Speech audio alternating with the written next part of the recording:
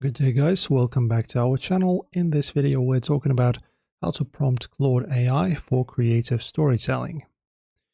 So to get raw, compelling prose, you must feed Claude an explicit set of anti-tropes and structural boundaries before it writes a single sentence.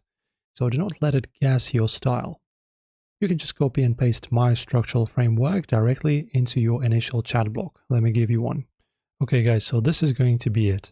So as you can see, what do we have? We have the role. So which role you will take in this storytelling thing. The world. I will just delete this and I will say, for example, create your own here as an, okay.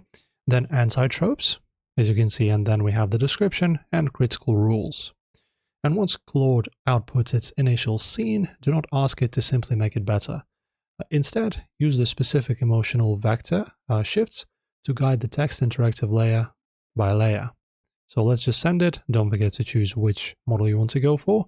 I chose Sonnet and Adaptive Thinking. Press on that. Okay, and if a scene falls flat, inject a corrective constraint thread. So for example, it could be something like this. You can read it if you wish. This is your example. And by using this targeted prompting method, Claude stops summarizing the plot and starts building deep, immersive worlds with true literary friction. So just give this a try, guys. Wait for it to create. As you can see, it's now working. And guys, as you can see now, we waited a bit and now it's creating our story. And don't forget, as you can see, let's send this just to see what happens. And this is your preview of your, as you can see, story set in the world of Meravast. Pretty nice. So just wait for that to finish and then your edit will be good to go and create it in real time. And if you want to edit, just don't forget this follow-up request as well.